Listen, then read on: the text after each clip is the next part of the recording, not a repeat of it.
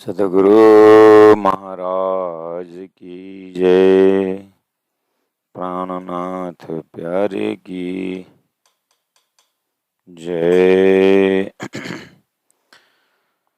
सुख पाइए देखे हरवटी, मुख लांक लाल अधुर।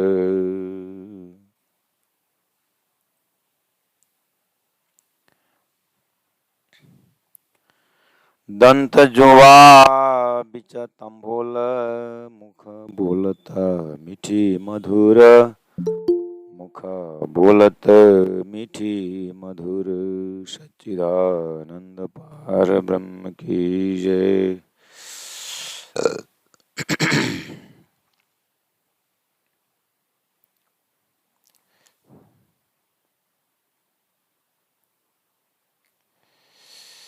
परमादरणीय सुंदर साथ जी, हम मजल पर उपस्थित हो चुके हैं और श्रृंगार ग्रंथ है प्रकरण 19 और जोवन जोश मुख बीड़ी छवि।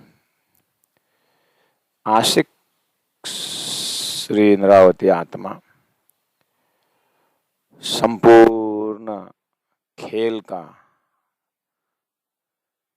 प्रक्रियाओं को देखते हुए, शरीर का ये नाटक को सब देखते हुए दिव्य परम धाम का रस जब अपने हृदय में उतरता है तो श्री राज जी की कृपा, उनके मेहर को हृदयंगम करते हुए फिर पट खोले हुकुम करके प्रारंभ किया था इस प्रकरण में। अर्थात आशिक थकती नहीं है कि माशूक का अंगों को वर्णन करके और उसमें भी कहती है कि ये हुक्म से करवाते हैं। प्रकृति का हुक्म, मोह का हुक्म से जीव बार बार माया में जन्म लेता है, मरता है। बार बार अधोमुखी जीव जो है शरीर में आसक्ति होता है।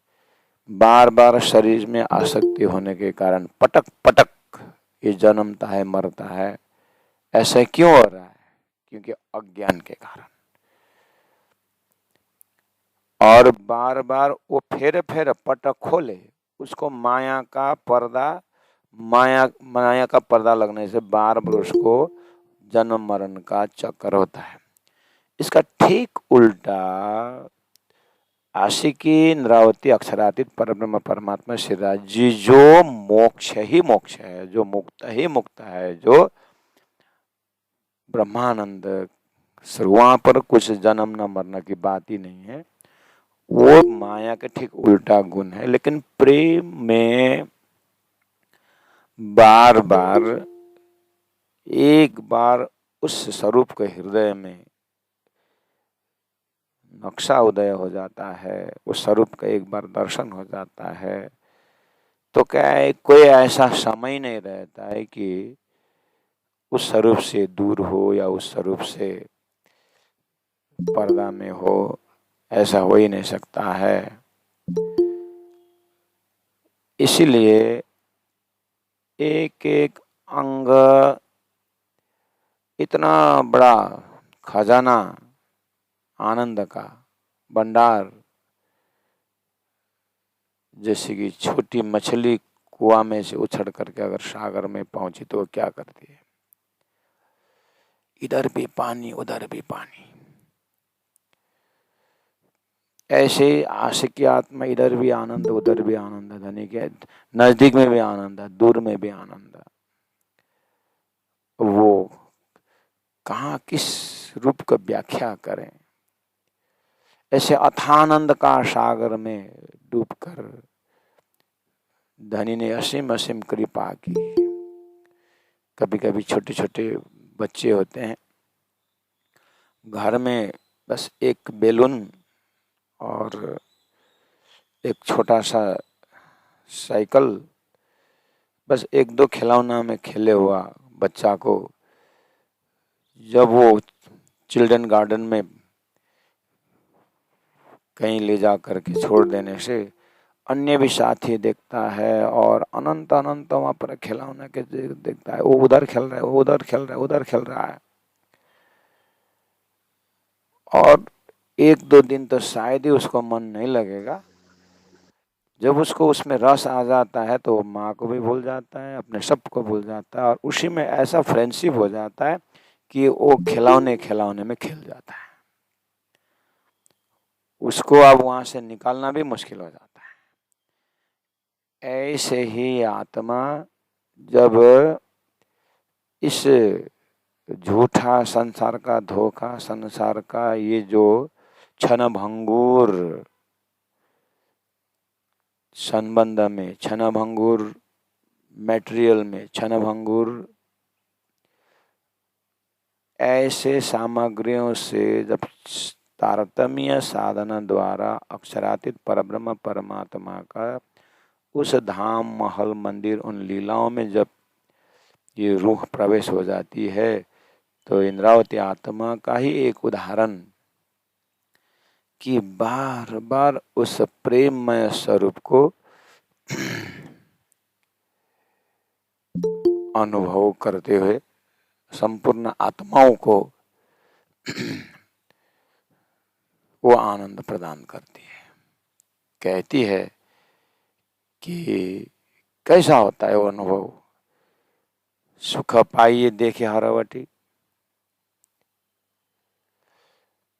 एक ही तो स्वरूप बचा,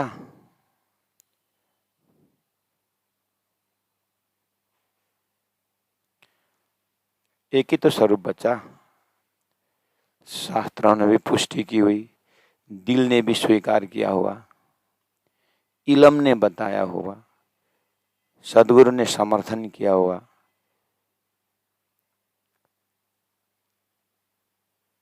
एक ही स्वरूप बचा धामधनी, एक ही नाम बचा मासुक,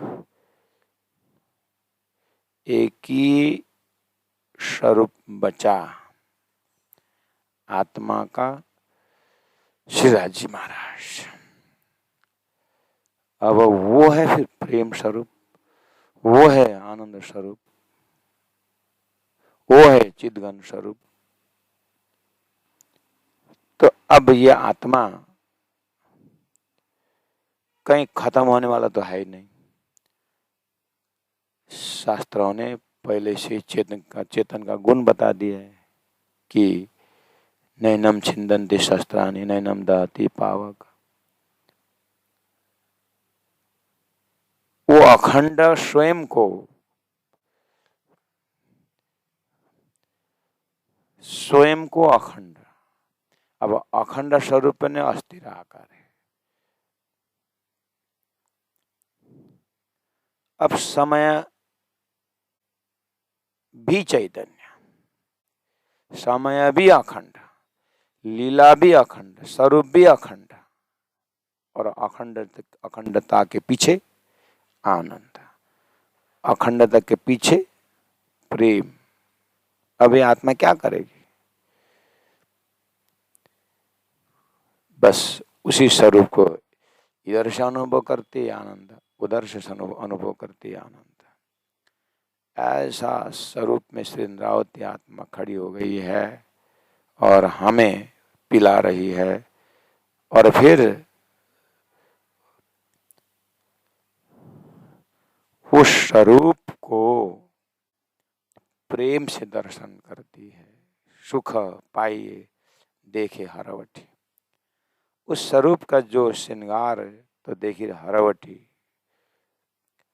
मुख लांक लाल अधुर, ओष्ठ में लालिमा है और मुख और अधुर और हरवटी के बीच में एक लांक गहरा भाग है और दंत में दंत है, जुवा है और बीच तंबोल है। मतलब दांत और जुबा के बीच में तंबोल है, पान के बीड़ा है, और मुख बोलत मीठी मधुर। ऐसे स्वरूप का शान देखिए कि बोलती है, उसके बाद मुख से आवाजें आती है मीठी मधुर। अब एक एक शब्दों के पीछे शहुर कराती जाती है।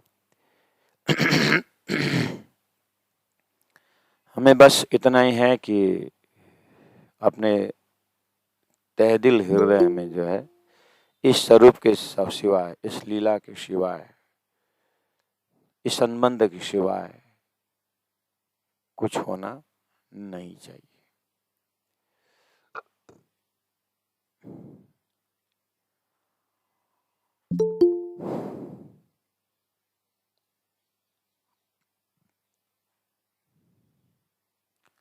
मक्खन तो है, घी भी है, लेकिन दूध के साथ है। दूध के साथ होने से और वो मक्खन का स्वाद भी नहीं मिलता और घी का स्वाद भी नहीं मिलता। ज्ञान है हमको किसके अंदर घी है, लेकिन स्वाद नहीं मिलता। इसीलिए उसको गर्म करते हैं, इसीलिए उसको जामुन डालते हैं, फिर उसको जमाते हैं, फिर मंथन करते हैं, फिर मक्खन निकालते हैं, उसको फिर अग्नि में, उसको चूल्हा में रख उसको फिर गर्म करते हैं, फिर उसको फिर वो जब शांत हो जाता है तब वो घी का स्वाद आता है। ऐसे ही प्यारे सुंदर साथ जी, यहाँ जो श्रृंगार ग्रंथ में जो श्रृंगार दंत वही है, जुआ वही है, बीच तंबोल भी वही है, लेकिन सब दूध से मिश्रित मक्खन की बात नहीं है। ये दूध से मिश्रित मक्खन यानी शरीर, गुण, अंग, इंद्रिय, संसार, हाव भाव या मोह, माया, संबंध, हाबी जाबी, यहाँ के धन दौलत, पति पत्नी, बच्चे बच्चे, ये सांसारिक लौकिक वस्तु द्वारा मिश्रित चेतन नहीं है। यहाँ है संबंध के पीछे प्रेम है, या बोली भाषा के पीछे प्रेम है, ये सब मोह को प्रेम शब्द से उसको श्रृंगारित किया है। अब इसको धीरे धीरे वो जो मक्खन होते हुए ज्ञान है दूध के अंदर, लेकिन ज्ञान होते हुए भी प्रैक्टिकल में काम नहीं आता है। ऐसे इलम रूपी ज्ञान से ये सब चेतन की भाषा, मीठी बोली भाषा, एक आपस में संबंध की भाषा है, लेकिन ये सब जो है माया मोह से मिश्रित है। ये स्वप्निक है, इसके पीछे धोखा है तो ये संकेत है, ये उसे घी तरफ की संकेत है, लेकिन इसको पूरा चर्निंग करना पड़ेगा, इसको पूरा साधना पड़ेगा। और वो जो जामुन डाल करके, जोड़न डाल करके, अर्थात अलग ही दही थोड़ा सा डाल करके उसको जमाना पड़ेगा। अर्थात वो सात अक्षरातीत परब्रह्म परमात्मा का ज्ञान रूपी जोड़न सदगुरु के माध्यम से जो दिया हुआ जो ज्ञान है, उसको हृदय में थोड़ा सा डाल करके फिर उस सूत्र से ऐसा जमाना, ऐसा मंथन करना, ऐसा एकांत भास होना पड़ेगा। उसके बाद धीरे धीरे धीरे धीरे मंथन करके रेहू नाही, रेहू नाही, ये भी नहीं, ये भी नहीं, ये भी नहीं, इस तरह से ये जैसे सागर में स्विमिंग करते हैं हाथ हिला हिला के, ऐसे ही मक्खन तक पहुंच करके हृदय को नरम कोमल बनाते हुए उसमें इलम का ज्ञान से उसको खार निकालते हुए अब क्या बचेगा, ये घी बचेगा। अर्थात क्या बचेगा? राजी, श्यामा जी, 12,000, खुफुसलियाँ, परमधाम, 25 पक्ष, यही लीला स्पोर्ट बचेगा जिसमें कोई अब जो है घी में अब कोई विकार नहीं है। मक्खन तक कुछ पानी का भाग, कुछ कचरा का भाग था। अक्षर तक भी कुछ माया का अपर पर प्रणव, कुछ थोड़ा थोड़ा माया का रंग था। अब वो भी जो है इलम से जला करके अब एक ही चीज बचा जो घी की तरह निष्पक्ष प्रेम, विशुद्ध प्रेम का स्वरूप जो है हृदय में तटस्थ हो गया। अब तो उधर ही रमती है, उधर ही रमती है। इस तरह से हृदय बिल्कुल अब शांत हो करके दंत जुबा बीच तंबोल, मुख बोलत मीठी मधुर।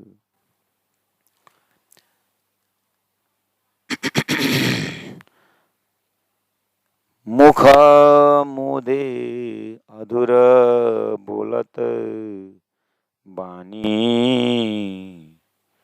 प्रेम रसाल।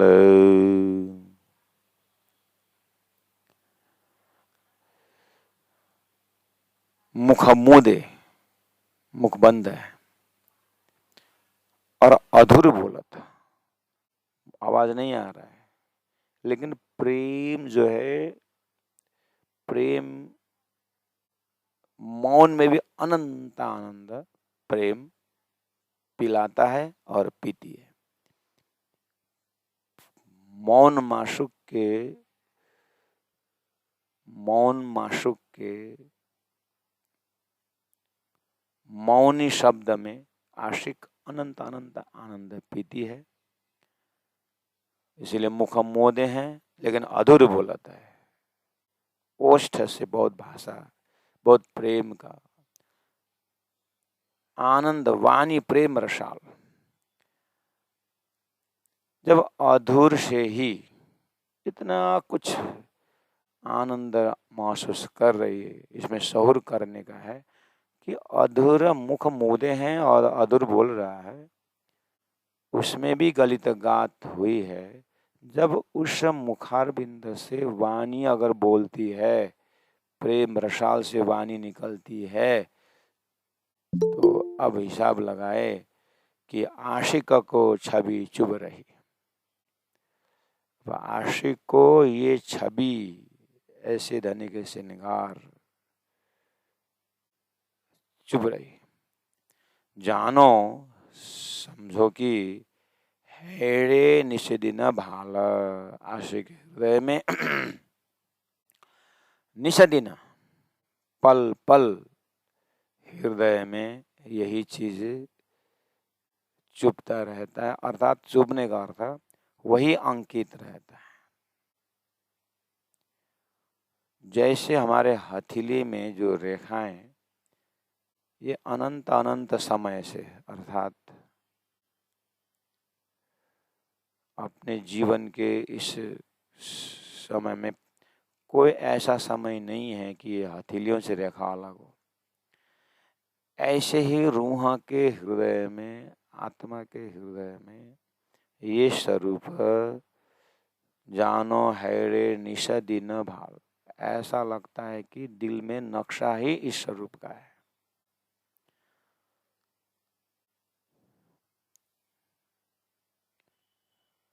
तो ये अनुभव से हम अपने आप को पाना है। सुंदर साथ जी, उदाहरण तो बहुत हमारे हृदय में। अभी मैंने एक उदाहरण दिया, मक्खन से घी तक की यात्रा। ऐसे अपने साधना के यात्रा में, एकांत की यात्रा में, चैतन्य की यात्रा में, वाणी चितौनी के माध्यम द्वारा श्री इंद्रावती आत्मा के हृदय में किस तरह से राज्य विराजमान है और राज्य के हृदय में किस तरह से ये आशिक आत्मा विराजमान है। इतना अद्वैत है कि राज्य अपने स्वरूप को आशिक के आंखों में अपने स्वरूप को देख करके मुस्कुरा रहे हैं और आशिक माशूक के आंख में अपनी परछाई को देख करके मुस्कुरा रही है। छोटा सा बच्चा आईना में अपने चेहरा को देख करके हंसता है, खेलता है, रमता है। आशिक माशूक का संबंध भी कहीं ऐसा ही एक आपस में एक दूसरे के स्वरूप को हृदय में रख करके रमती है।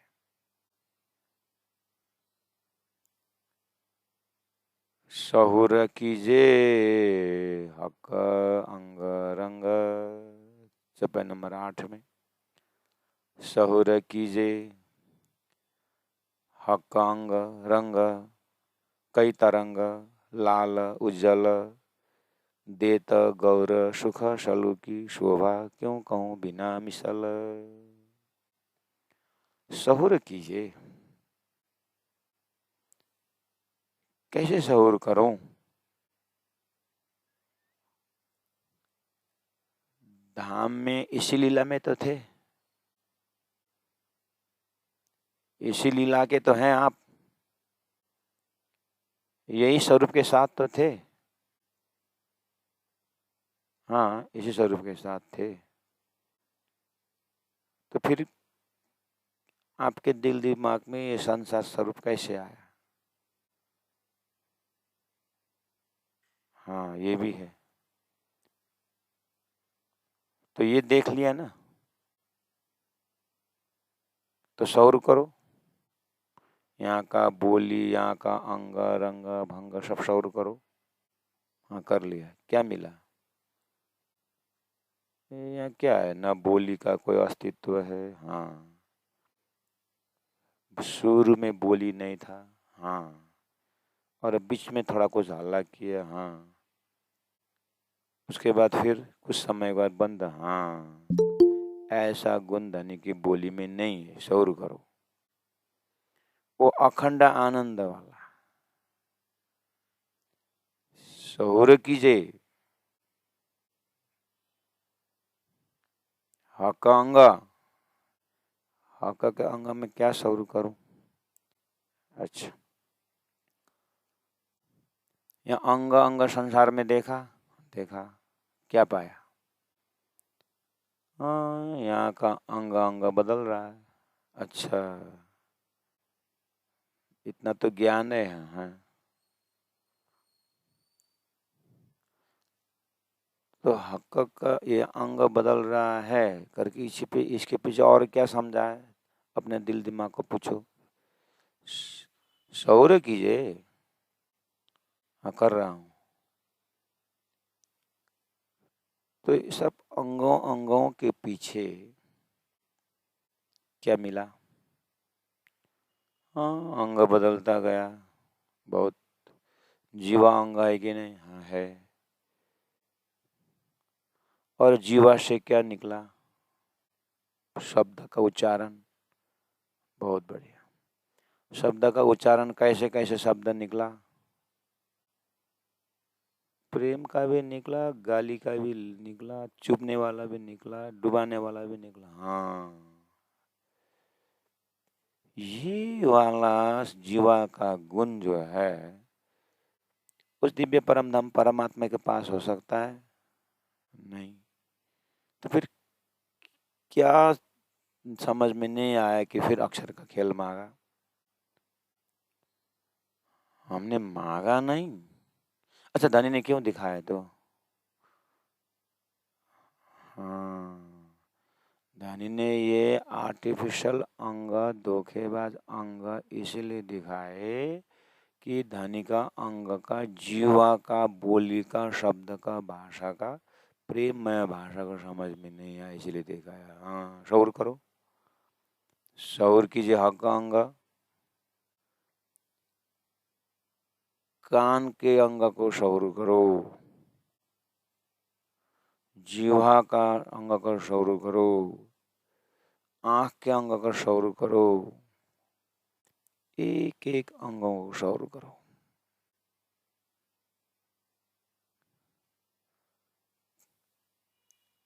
सौर कीजिए हक अंग रंग। उसके बाद रंग को शौर करो। रंग मतलब कान का स्वभाव, आंख का स्वभाव को शौर करो।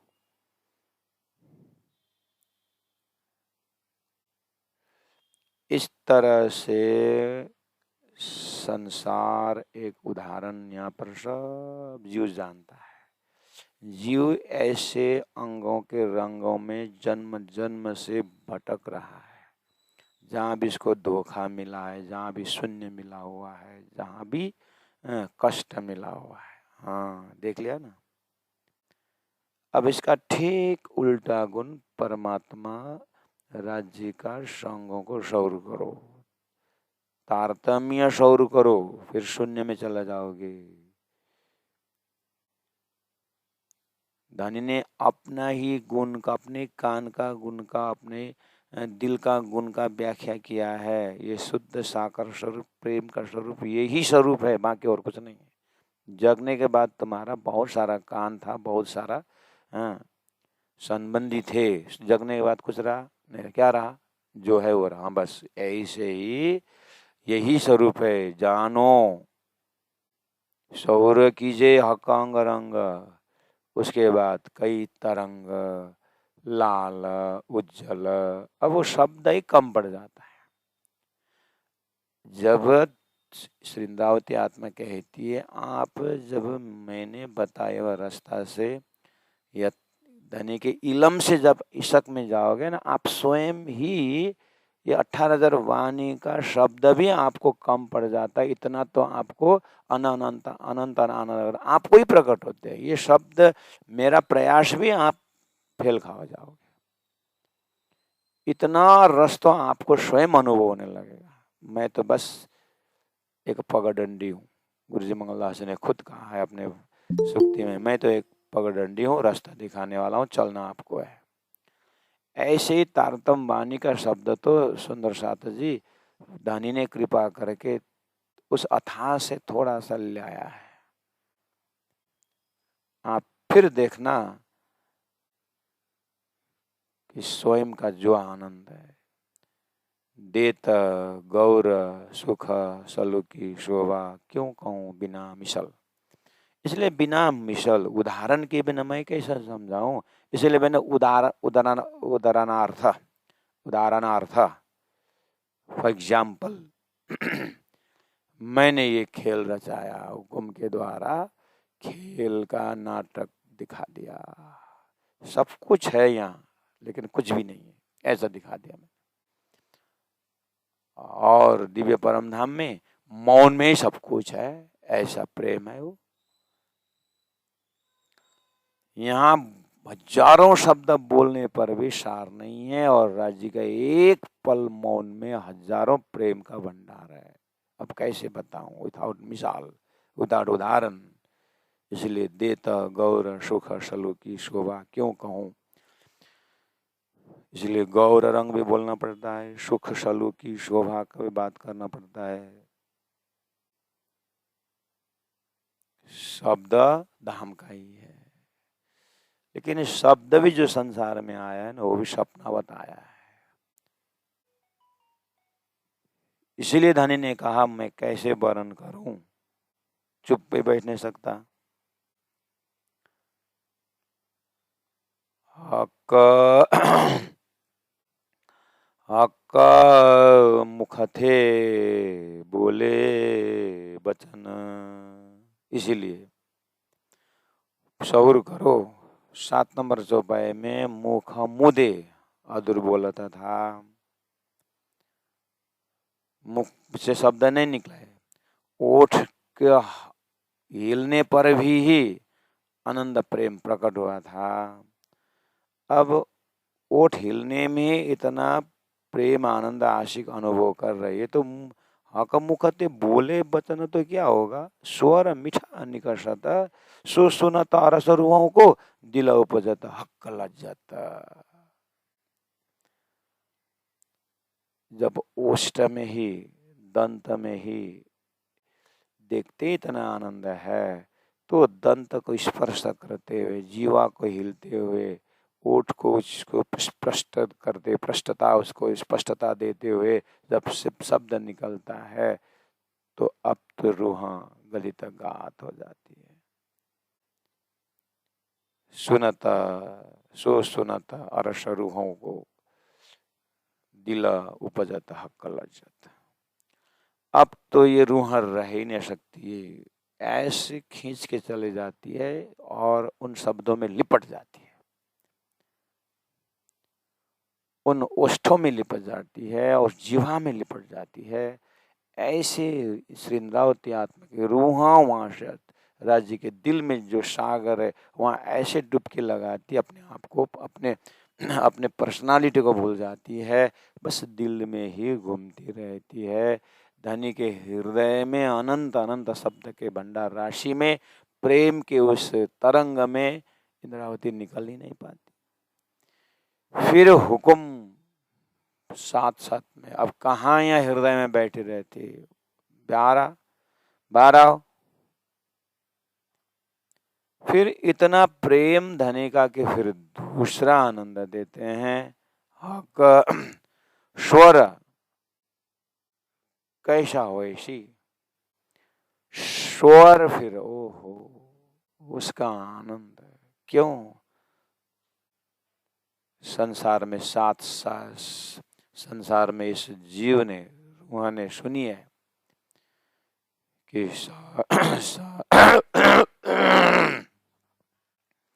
सारे गमा पदनी से सुनिए, स्वर, अनंत वायलन, अनंत म्यूजिक, अनंत ताल, सब सुनिए। इच्छा शक्ति में 7 स्वर की तरंग सुनिए, अनाहदनाथ सुनिए। तो संसार में एक अक्षर का खेल का, इसमें सोहम सोम ऐसा नाद में कुछ अमृतमय स्वर निकल गया करके लोग उलझे हुए हैं आत्मा। इसलिए वहां से भी उठाते हुए, बैराट के भाषा से वहां से भी उठाते हुए उलझे हुए इस जीव को वो स्वर को अनुभव करा रहे हैं। हक के बोली में जो स्वर है वो कैसा हो ऐसी, वो राग है वो कैसे हो ऐसी, वो मिठास कैसे हो ऐसी। सहूर करो। और कैसे वैसी मुखबान, यहाँ पर लोगों ने अभ्यास करके हैं, लोग बड़े बड़े संगीतकारों का स्वर के राज करके, स्वर के राज करके दर्शन करने जाते।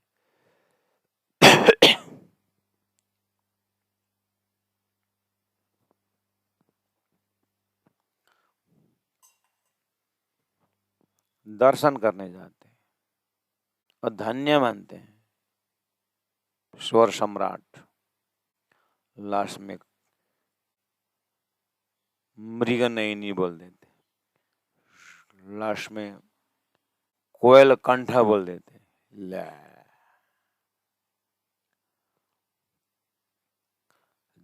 सहूर करो।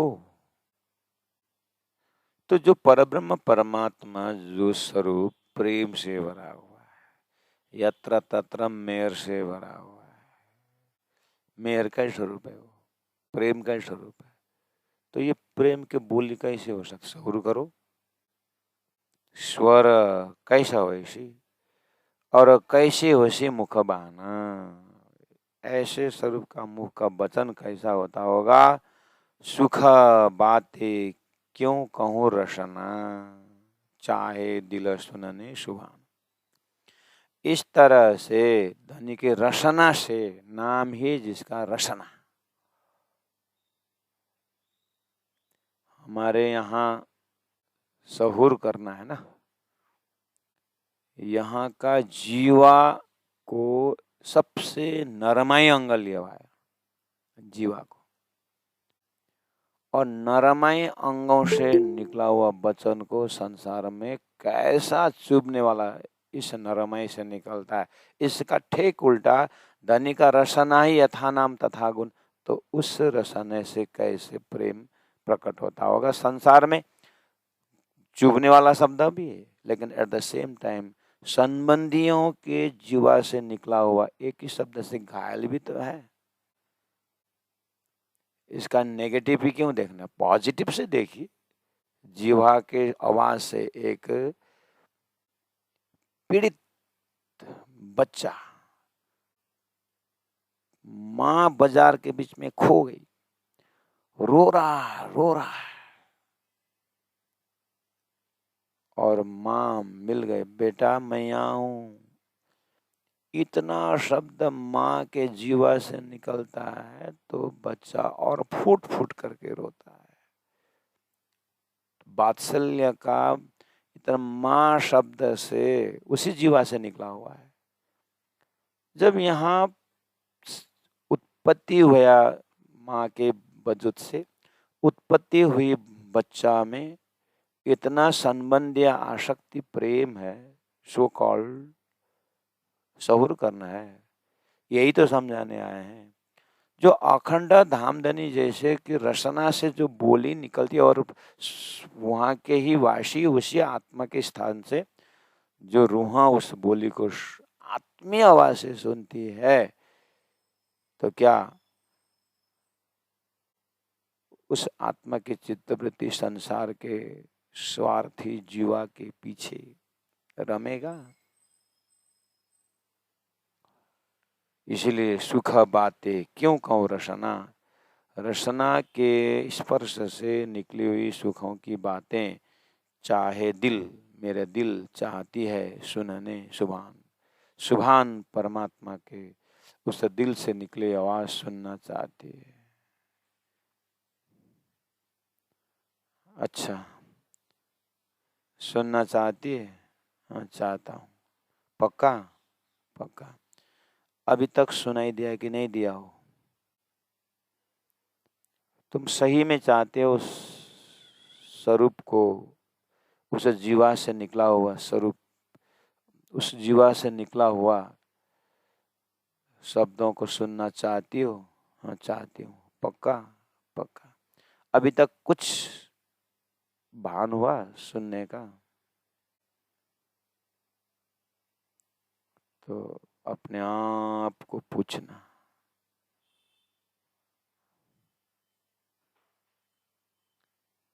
ये अपने आप को पूछना कि ऐसा लगता है कि बेटा स्कूल जाता आता है, रास्ता में वो 12, 15, 20 आम का पेड़ ऐसा देख रहा है, ओहो पीला पीला आम, लेकिन इतना संस्कारी बेटा है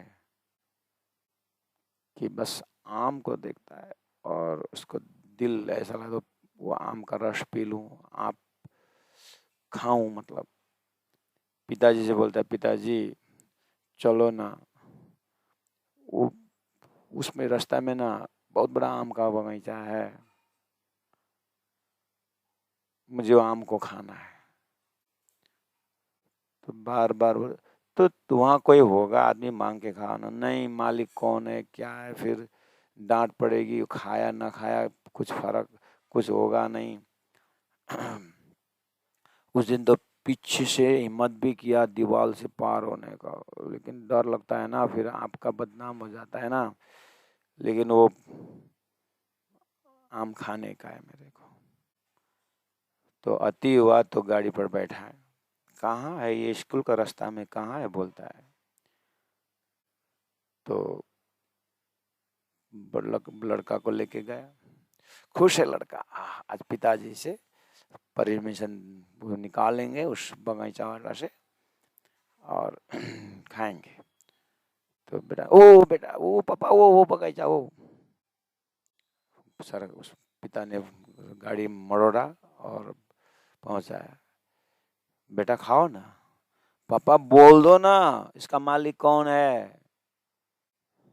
बेटा इसका मालिक तू ही है, इसका मालिक तू ही है, ये जमीन हमारा है, इसका मालिक तू ही है, तू मेरा बेटा है।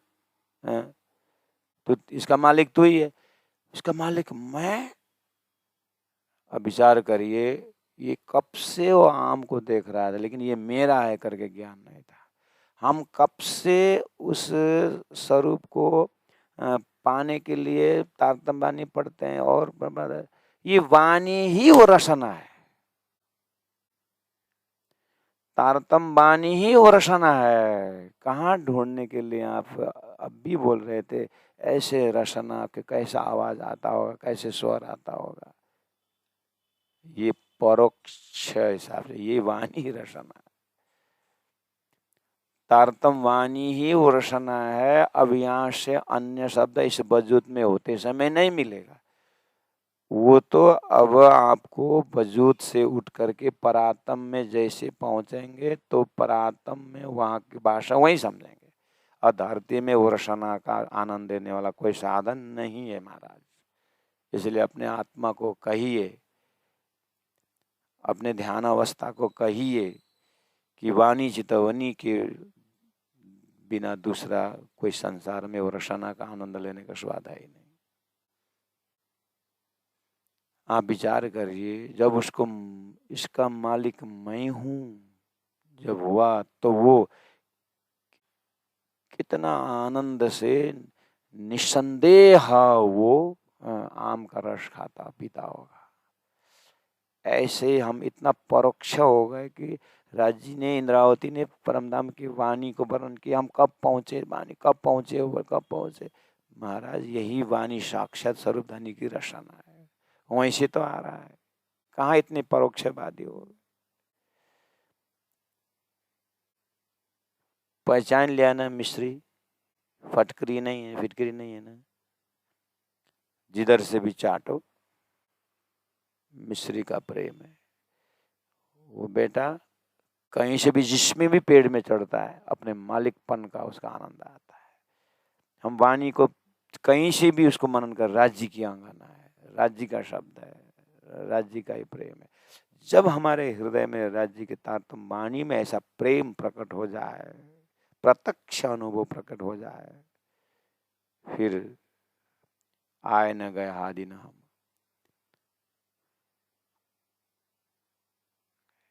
इसलिए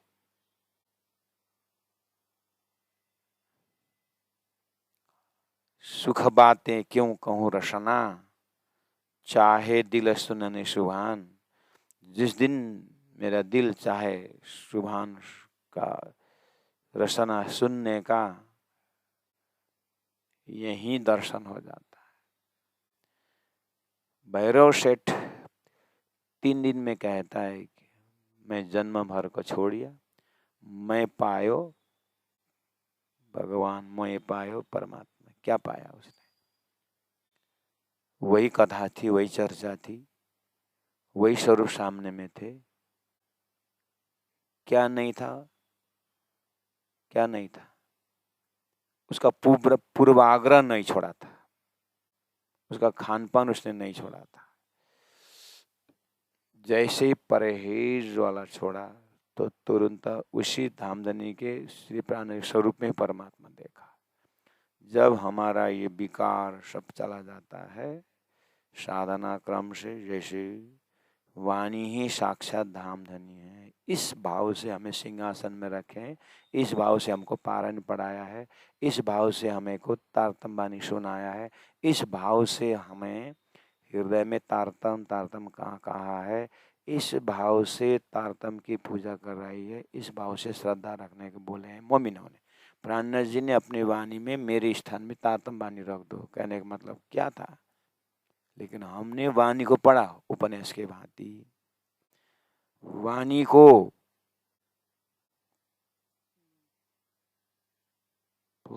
चर्चा की हमने, भागवत का, गीता का, ऐसा संसार के ग्रंथों के बराबर में, बराबर मतलब आसन बराबर की बात नहीं कर रहा, आसन तो बराबर हो के नीचे ऊपर कोई फर्क नहीं पड़ता है, आसन हृदय में होना चाहिए।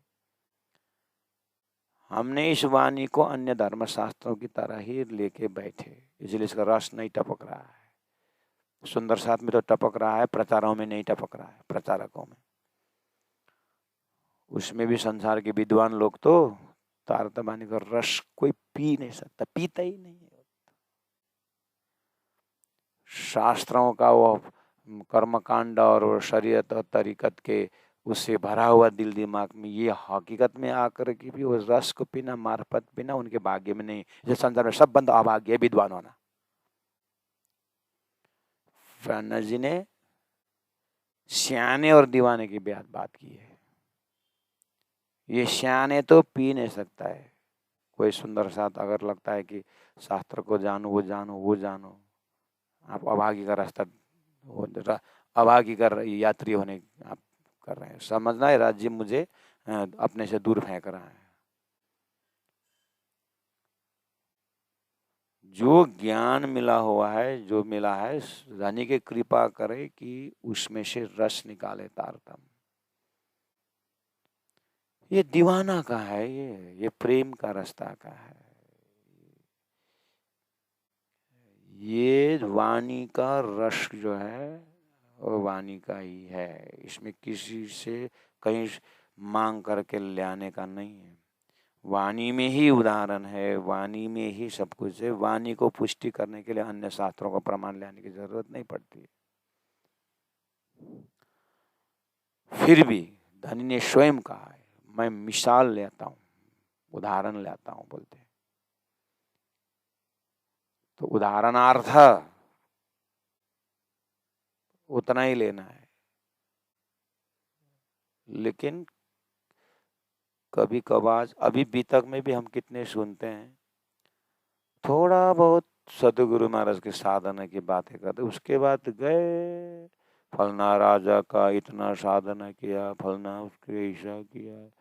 बेचारे सुंदर साल में एक बार भी धीरे से आकर के बैठे, उनके मस्तिष्क में सतगुरु सतगुरु प्राणनाथ जी राज्य राज्य परमधाम भरने का ये मौसम में ज्यादा विद्वान हो गए तो बस अब सुंदर साथ।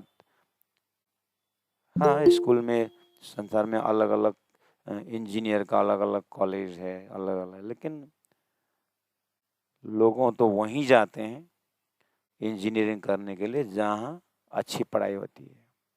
कॉलेज तो बहुत है, ऐसे ही प्रचारक बहुत हैं, ऐसे ही धर्म संस्थाएं बहुत हैं, लेकिन आत्मा वहीं जाती है जहाँ पर परमधाम की आत्माएं वहीं जाती है जहाँ पर उसकी रूह का तार जो है ना राज्य से जोड़ना चाहते हैं। इसलिए संसार खिचड़ी है।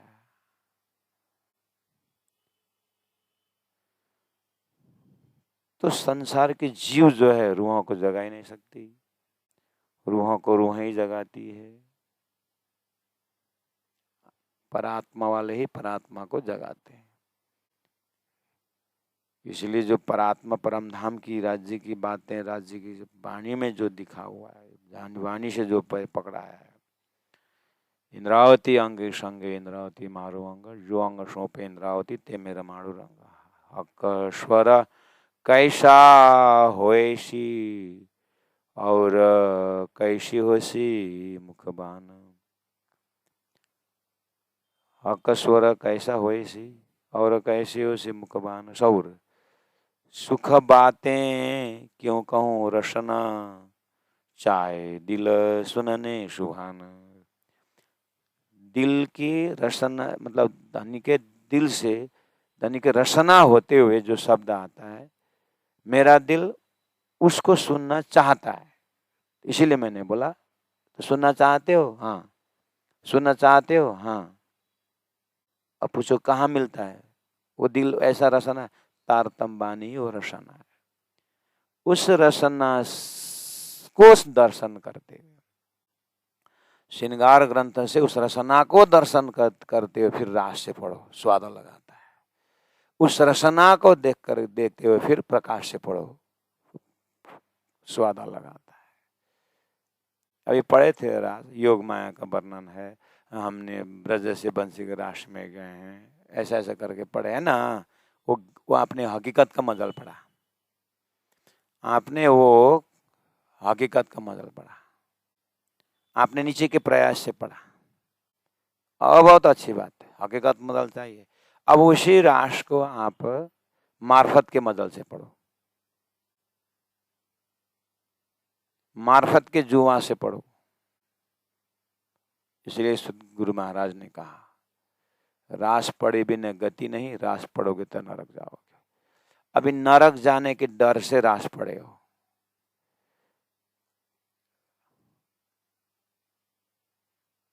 वो भय से नहीं, रास का उद्देश्य क्या है। इसलिए सदगुरु ने भी कहा, गुरु महाराज ने भी कहा, रास में विवेचन मत करो, रास में प्रवेश हो जाओ करके का, ये मार्फत ही है। फिर देखना रस रास में भी आपको मूल मिलावा का श्रृंगार का दर्शन होगा, और श्रृंगार ग्रंथ में भी रास का दर्शन होगा। रास पेड़े बिना गति नहीं। आपको और एक सूक्ष्म बातनी बात कहता हूं, आपने परिक्रमा पूरी कर दी, ठीक, अभी श्रृंगार कर रहे हो, ठीक, श्रृंगार में आ रहा है हक का स्वर कैसा हो ऐसी और कैसी हो सी मुखबान, है ना। अब ये मुख से, ये बान से सुख बातें क्यों कहूं रसना, चाहे दिल सुनने सुहाना, आ रहा है ना, श्रृंगार के अंदर ये आ रहा है ना। लीला कहाँ है यहाँ लीला का वर्णन कहाँ है। हक का उस रसना से हमें जो उस रसना का प्यार देते, उष्ट का प्यार देते, वो यहाँ कहाँ है, श्रृंगार में देखा। परिक्रमा में परम धाम का वर्णन है, और अक्षरातीत के प्रेम का लीला देखना चाहते हैं, तो ये प्रेम का लीला कहाँ है यहाँ। वो प्रेम तो रास में, रास किताब में। अब ये श्रृंगार, ये महाकारण का श्रृंगार से फिर वापस आकर के रास में वो प्याला लेना, रास का प्याला लेना है, और रास का प्याला लेकर पीना। आपने पहले भी जूस पिए थे, लेकिन उस जूस किससे बना कुछ पता नहीं था आपको, है? उसमें तो गन्ना का वो सब मिला के शरबत बना के बाद में पता चला, तो ऐसे ऐसे तत्व। इसी तरह रास के ये तो धनी ने जो लीला कर कहाँ के भाव से, तो ये परम धाम के रस वहाँ पिला है। फिर आप उसी रास को पढ़ना, आपको पूरा सागर श्रृंगार परम धाम का फिर आपको प्याला से मिलता है, क्योंकि वजूद उतना ही है। ये वजूद कितना सहन कर सकता है उस प्रेम को। फिर असहुर कर लेना, ओहो यहाँ के वजूद में भी इतना रसरास पिला रहे हैं, तो परमधाम के नूरितन में कितना प्रेम का भंडार होगा। फिर आपको अर्थात वाणी से आप निकल ही नहीं सकते हो। इसको बोलते हैं वाणी चितवनी सुंदर साथ जी।